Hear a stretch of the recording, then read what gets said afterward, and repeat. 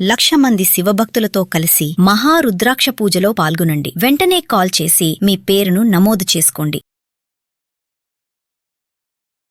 నమస్తే రమగారు. నమస్తే జయ.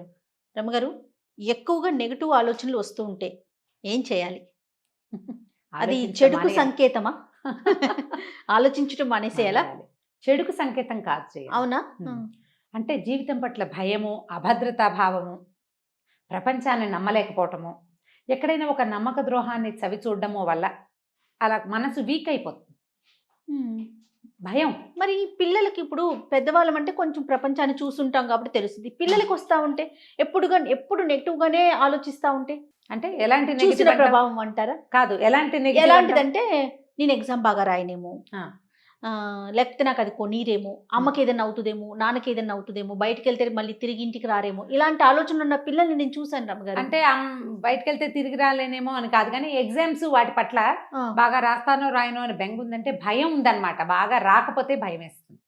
సబ్జెక్ట్ రాకపోతే వాళ్ళు ధైర్యంగా ఉండటం లేదు. వచ్చిన దాని పట్ల నాకు వచ్చేసింది అనుకోవట్లా. కొంతమందికి రాకపోయినా ఏ భయమూ ఉండదు వాళ్ళకి. కొంతమందికి ఏంటంటే చదువుతారు, మర్చిపోతున్నాం అనిపిస్తుంది, మర్చిపోతారు, రాసేటప్పుడు గుర్తురాదు. భయం వల్ల ఇది జరుగుతాయి. వాళ్ళకి ఆ భయాన్ని పోగొట్టాలి. ఆ భయాన్ని పోగొట్టాలంటే పిల్లలకి ప్రధానమైనది ఏంటంటే మంచి ఫిజికల్ ఎక్సర్సైజ్ ఉంచాలి చేయం. తర్వాత ఎంతసేపు భయపెట్టినట్టు మాట్లాడకూడదు. వాళ్ళు వస్తారు, వీళ్ళు వస్తారు, అదిగో తాత వచ్చి కొడతాడు, అట్లాంటివి చెప్పకూడదు. వాళ్ళు ఊరుకోరు, వీళ్ళు ఊరుకోరు, ఆంటీ కొడుతుంది, ఇట్లా చెప్పకూడదు. చాలా మందికి అదొక ఇది. ఇప్పుడు మన ఇంట్లోకి వచ్చాడు ఒక పిల్లాడు, వాడు ఏదో వాళ్ళ మమ్మీ తీయకూడదు, ఆంటీ కోపం వస్తుంది, ఆంటీ కొడుతుంది. ఎందుకు కొడుతుంది ఆంటీ? వాడికి ఇంకా ఆంటీ మీద భయం వచ్చేస్తుంది. అలాంటి భయాలు అవి లోపల ఉండిపోతూ ఉంటాయి. సరిగ్గా చేయకపోతే అమ్మ కొడుతుందనే ఫీలింగ్ కూడా వస్తుంది వాడికి. కొంతమంది పిల్లలు ఆంటీ కొడితే కొడుతుందని పీకేస్తారు, లాగేస్తారు, హైపర్ యాక్టివ్గా ఉండే పిల్లలు. కొంతమంది కొంచెం మెతగ్గా ఉండే వాళ్ళు ఉంటారు కదా, వాళ్ళకి భయం. ఆ భయం మెల్లిగా అట్లా అట్లా అట్లా అట్లా కూడుకుని పెద్దదైపోతుంది.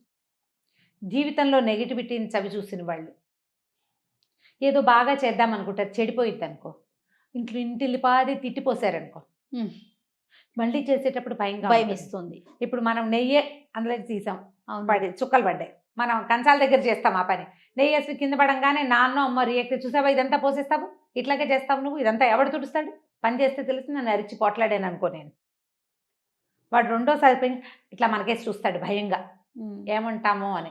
ఒక్కొక్కళ్ళు హార్ష్గా రియాక్ట్ అయిపోతారు, చేతులు వంకరా అని కొట్టేస్తారు, ఓ దెబ్బేస్తారు, నువ్వే తోడు అంటారు. అప్పుడు ఏం చేస్తారంటే పిల్లలు చేసిన చిన్న పొరపాట్లను దాచేయాలని చూస్తారు కొంతమంది. అదేంటంటే రెబలియస్ ధోరణి అనమాట. కొంతమంది మెతగ్గా ఉండే పిల్లలు ఏంటంటే ఏదైనా అయితే వీళ్ళు ఎలా రియాక్ట్ అవుతారోనన్న భయంతో అలా నెగిటివిటీ అట్లా అట్లా అట్లా అట్లా కూడుగట్టి సరిగ్గా అవదేమో పని అన్న భయానికి వచ్చేస్తారు. ఇంక మరి పెద్దవాళ్ళ విషయానికి వస్తే అండి, వాళ్ళకి జీవితంలో నెగిటివిటీని చూస్తూ ఉంటారు పాపం. ఇలా కాకుండా ఏదో పెద్ద శ్రమపడి ఒక వ్యాపారం పెడతారు. పెళ్లి సంబంధాల దగ్గర కూడా పెళ్లి సంబంధం కుదిరిచాం, మనమే ఫ్రెండ్స్కి ఎవరికో చెప్పాం, అదేదో అటర్ ఫ్లాప్ అయింది పెళ్ళి. వాళ్ళు కనపడ్డప్పుడల్లా మన ఏదో ఒకటి అంటారు కదా, అంతేగా. మనం ఎవరికైనా చెప్పాలంటే భయం వేస్తుంది. రెండోసారి చెప్పం. ఏదైనా మాట తేడా వస్తే మళ్ళా చెప్పడానికి భయం వేస్తుంది. ఆ భయం లోపల ఉండిపోతుంది. ఇవి మామూలు విషయాలైతే మనకి చిన్నతనం నుంచి ఏర్పడిన భయాలే నెగిటివ్ థాట్స్కి కారణం అవుతాయి. కొంచెం సినికల్గా ఆలోచించడం, ఎంతసేపు కింద మనని మనం తక్కువ అంచనా వేసుకోవటం. ఆ తక్కువ అంచనా వేసుకోవటం వాళ్ళకి స్వాభావికంగా ఉన్నా కూడా కొంత చుట్టూత పరిస్థితులు, పేరెంట్స్, పైనున్న అన్నయ్యలు అక్కయ్యలు గట్టి స్ట్రాంగ్ పర్సనాలిటీ, ఈ రెండో వాడికి పెద్దగా పని రాదనుకో, వీడు ఎప్పుడు అలా ఇన్ఫీరియర్గానే ఉంటాడు.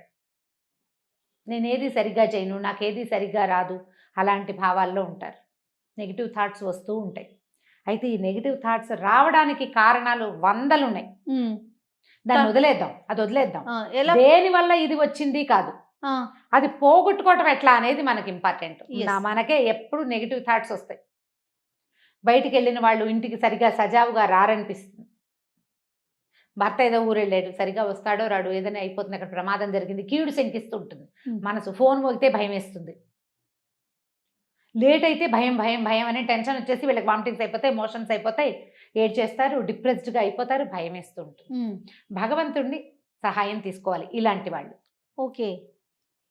ఏదైనా చదవటం, భగవన్నామాలు రాయటం, కూర్చుని ధ్యానం చేయటం స్థిమితంగా. ఒక తెల్లటి చుక్క, ఒక మంచి కలర్ఫుల్ చుక్క ఒకటి పెట్టుకోవటం గోడ మీద, దానికేసి చూస్తూ ఉండటం. అప్పుడు వాళ్ళు ఎవరో బయటికి వెళ్ళినప్పుడు నువ్వు ఇప్పుడు ప్రాక్టీస్ చేయకూడదు.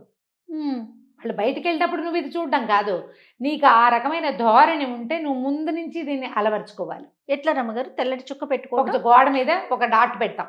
మన గోడ ఆకుపచ్చ గోడ ఉందనుకో, లేకపోతే తెల్ల గోడ ఉంది, దాని మీద ఒక గ్రీన్ చుక్క లేదా ఒక రెడ్ చుక్క పెట్టుకోండి. నెయిల్ పాలిష్తో పెడితే సరిపోతుంది. దానికి కొంచెం దూరంగా కూర్చోండి, దానికి వేసే చూస్తూ ఉంటే దృష్టి మనకి ఫోకస్ పెరుగుతుంది దాని మీదకి. ఇది చూసేటప్పుడు మనం శ్వాస తీస్తూ ఉంటాం కదా, దాని మీదకి దృష్టి ఉంచుకోవాలి. మనం గాలి లోపల తీసుకుంటున్నాము, వదిలిపెడుతున్నాము. మామూలుగా ఇన్వాలంటరీగా నడిచిపోతాయి క్రియలు, తెలియదు మనం. ఇలాంటప్పుడు ఇలా భయంగా ఉండేవాళ్ళు ఇక్కడ శ్వాస మీద కనుక ధ్యాస పెడితే భయం తగ్గిపోతుంది. ఓకే. ప్లెంటీ ఆఫ్ ఆక్సిజన్ బ్రెయిన్కి అందుతుంది. ఆ భయం గొలిపే ఏదైతే ఉందో అది ఆక్సిజన్తో పక్కకి తొలిగిపోతుంది. ఇది అలవర్చుకోవాలి.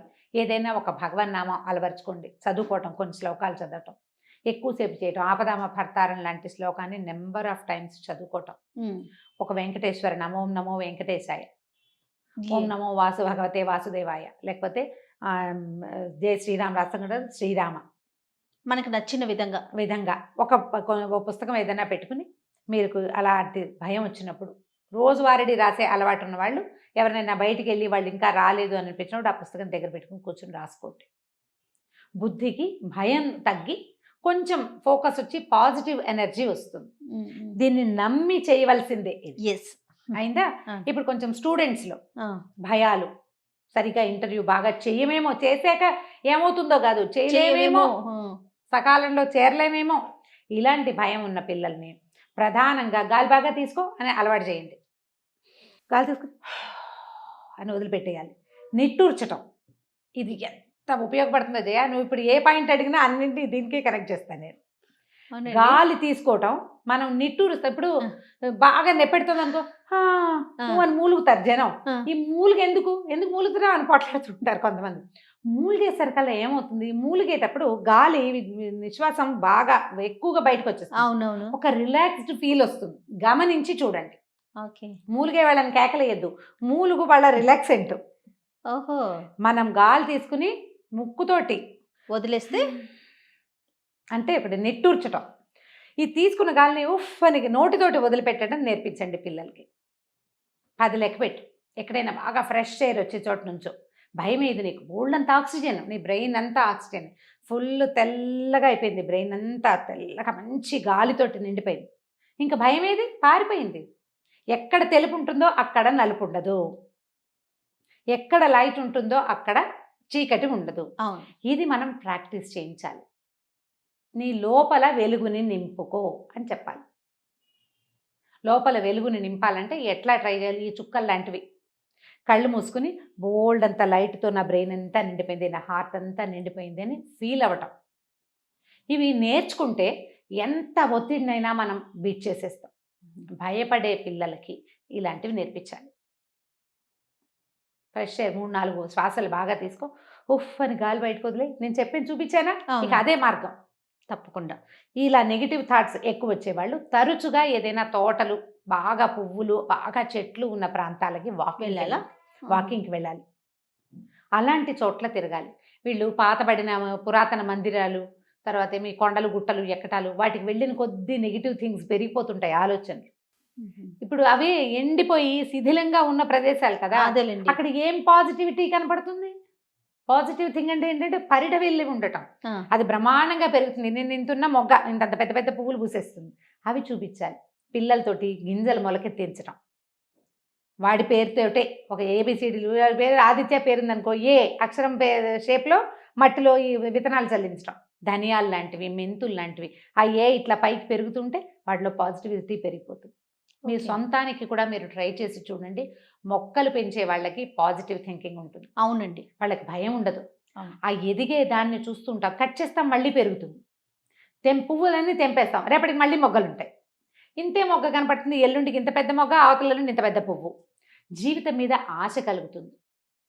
మీకు నిరాశావాదం ఉన్నా లేదా నెగిటివ్ థాట్స్ వస్తున్నా మంచి గాలిని పీల్చటం, ప్రపంచంలో ఉన్న సౌందర్యాన్ని ఆస్వాదించేందుకు అలవాటు చేసుకుంటే ఇవి తొలగిపోతాయి. డెఫినెట్గా ఫుల్ గ్రీనరీ కావాలి మనకి, అంతే. మనం కాంక్రీట్ జంగిల్లో ఉంటే దృష్టిని మరల్చాలి మరల్చాలి, అంతే అంతే. అంతకంటే ఏం ఉండదు. ఏం లేదు, చీకటిగా ఉంది, ఏం చేస్తావు? వెలుగులోకి వెళ్ళు, అంతే. లేదా అక్కడ వెలుగు తెచ్చుకో, తెచ్చుకో. లైట్ వేసుకో అక్కడ ఒకటి, దాంతోటే సరిపోతుంది. ఇంకేం చెయ్యక్కర్లా. జస్ట్ మన ఆలోచనల్ని మార్చుకోవాలి. నీకు చాలా టెన్షన్గా ఉంటే గాల్లో కాసేపు నడు, మొక్కల మధ్య నడు, తగ్గిపోతుంది. చెట్టు మొక్కలు పెంచండి ఇంట్లో, చిన్న చిన్నవి. పిల్లలు వాళ్ళ సొంత మొక్కలు వాళ్ళు పెంచుకునేలాగా ఎంకరేజ్ చేయండి. తరచుగా ఏమైనా గిఫ్ట్లు ఇచ్చేటప్పుడు ఒక మొక్కలు, చిన్న చిన్న కుండీలు, ఒక మనీ ప్లాంట్లు, పెద్దగా గాలి అవసరం, ఎండ అవసరం లేని మొక్కలు ఇప్పుడు చాలా కనపడుతున్నాయి. వాడి మొక్క వాడే పెంచుకుంటాడు. ఓకే. ఒంటరిగా ఉన్న పిల్లలకి పెట్స్ కూడా చాలా సహాయం చేస్తాయి. కుక్క పిల్లలు, అవునవును, అలాంటి వాటిని కూడా. కాకపోతే దాని మీదే ప్రాణం పెట్టుకుని ఉండటాలు అవి చేయనివ్వకుండా చూసుకోండి. కానీ పెట్స్ లేదా బయట అబండన్గా కుక్కలు తిరుగుతుంటాయా, ఏదో ఒక కుక్కకి పిలిచి వాకిట్లో అన్నం పెట్టడం, వాడు ఆ కుక్కతో కొంచెం స్పెండ్ చేస్తాడు కాస్త, ఇది మనది అనే ఫీల్ ఉంటుంది వాడికి. అలాంటప్పుడు కూడా ఈ నెగిటివ్ థాట్స్ తగ్గిపోతాయి. డెఫినెట్గా మంచి టిప్స్ చెప్పారు అమ్మగారు. నమస్తే. నమస్తే.